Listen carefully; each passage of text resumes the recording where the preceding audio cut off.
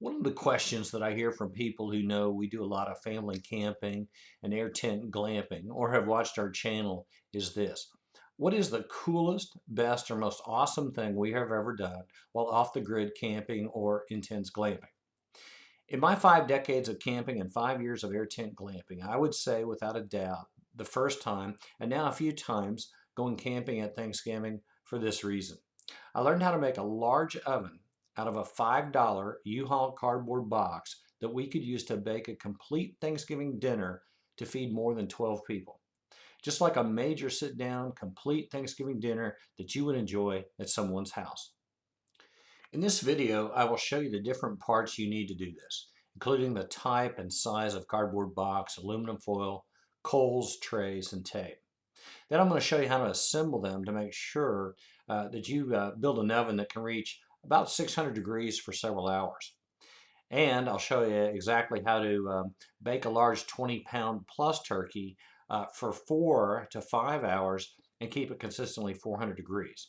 And then finally, I'll show you that or how to bake the pies, the dressing, the casseroles to feed your family, and how we've fed other families from other campsites.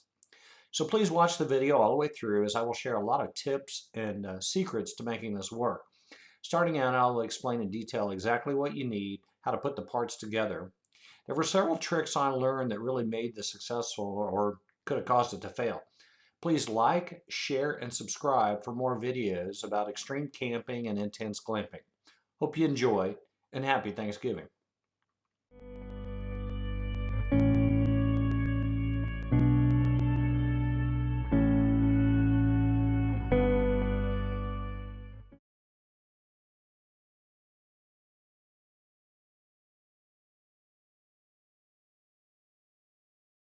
Today is Thanksgiving, and because it's Thanksgiving, we want to roast a turkey, actually oven bake a turkey. However, because we're camping, it's impossible, or it would be difficult to bring a real oven out to a campsite. So what I'm going to do today is build an oven out of a cardboard box. I like the U-Haul cardboard boxes because they're nice and thick. This particular one is 24 by 18 by 24. The other pieces of equipment that you need to do this is the aluminum pans, some duct tape, and then some Reynolds wrap or heavy-duty aluminum foil. And I also recommend double-sided carpet tape because you don't want the regular tape to melt. I use the duct tape for structural design, but then I use the double-sided carpet tape to seal the inside. We have some oven mitt gloves. We have a couple of trays to support whatever we're going to be baking. Today will be homemade pies. There'll be a 23-pound turkey, and it will be some sweet potato casserole and some dressing. And then later on, that was the chef. And later on, it will be some rolls, and we should be eating in about 6 to 7 hours. Also, do need some charcoal because one of the important things in building an oven is you want to get to a consistent degree of about 300, 350, 400 and keep it there throughout that whole cooking time. So I'm going to show you how to do that when I put the box together. So now once you put the box together, I use, like I said, the duct tape to hold the box together, but now I've started to insert the double-sided carpet tape, and that's one of the most important secrets I've learned in doing this is using double-sided tape. If you use regular tape, parts of it could be exposed to the fire and it would melt, and then all of a sudden the foil falls and you got a serious problem. But now I've started to do this, and I'm going to do the long sides first and then come back and do the shorter sides. I'm using 18-inch aluminum foil, so I've got a double side, the wide side, and then single side the other. So now I'm working to get the box sealed. You can see it at the top, you can see it around the sides, and the real secret is this double-sided carpet tape. I'm going to use a lot of it, burn through it, hopefully not burn through it, but you want to make sure you protect all the sides. Where you have areas like my knife wasn't very sharp today, edges like that, I'm going to run a little area of aluminum foil because we don't want any burrs or anything that could catch on fire. One other thing, another secret too, is actually bring an extra box just in case one catches on fire, you cut it wrong, or something happens. You got to back up, especially when you're doing a Thanksgiving dinner for, you know, a group of people. You can't afford any mistakes. The oven is finished, and putting in the trays, the hot coals, and as you can see the stands are in there to put the food on top, and one chimney of hot coals. I'm going to close up the doors and let this thing heat up and get ready to bake some pies. Over on. First up are the pies for Thanksgiving dinner. And oh, what kind is that? This is pecan. Pecan. And what's the one on the left? Pumpkin. Pumpkin. And our temperature is right at 375. 375. Change it out to hot coals. Looking awesome.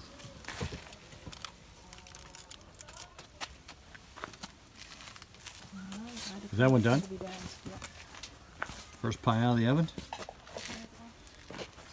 So pie number 2, what kind of pie is this one? Pumpkin. Pumpkin pie, homemade. What are some of the ingredients in there? Pumpkin. Eggs. Eggs. Sugar. Wait a minute, real pumpkin? Real pumpkin. That's crazy. Okay. Real pumpkin. Uh-huh. From a real pumpkin. From a real pumpkin. So hand scraped pumpkin pie. Yep. Okay. What else is in there? Eggs, sugar, cream, butter, cinnamon, nutmeg. Awesome. And what we've learned is 2 trays of coals or 1 chimney for 2 pies, right? Yep. Excellent. Got all the way through 2 pies for about an hour in this oven with 1 set of coals. We're now ready for the turkey. We need to get the oven up to 325 degrees, so we're going to do a quick check. We're at Perfect, 340. 340 degrees. 340, it's perfect. We're ready for this turkey. 23-pound turkey to go in. It's going to be in there for about 4 to 5 hours. And Coco is being a good watchdog. Coco. Coco, are you excited about Thanksgiving? That's a yes. I wanted to do the honors. All right, here we go. What size turkey is it? 23 pounds. No, it's 25 pounds. Turner. It's 23 pounds. Okay. And the turkey has been in the oven now for about 4 hours. Yeah, we don't need much longer. We're at 153. Oh yeah. We're getting there. Does it need to be rotated? Let me show. It does need to be. So how many minutes was since the last temperature test? About 30 minutes. Probably. And it went from 30 to 50. Yeah, it'll go fast now. So we only need about another 10 or 12 minutes probably. Were you going to make any gravy? You want any gravy? I'm not a gravy person. I didn't think to bring things for that. I didn't bring any flour, but I have flour. I have this roasted. We can squeeze out the garlic into the drippings and the flour. Okay. So I want to ask the ladies, what's the It's secret? good on the dressing. What's the secret to glamping turkey in a cardboard box? The secret, for me, the secret for a turkey is always the turkey bag. It always comes out really well with the bag. Kind of protects it from burning, gets it just brown. And what about when you're glamping and you're actually making a turkey outdoors? Are there any special secrets? Just check the temperature often to make sure it stays at a consistent as possible temperature.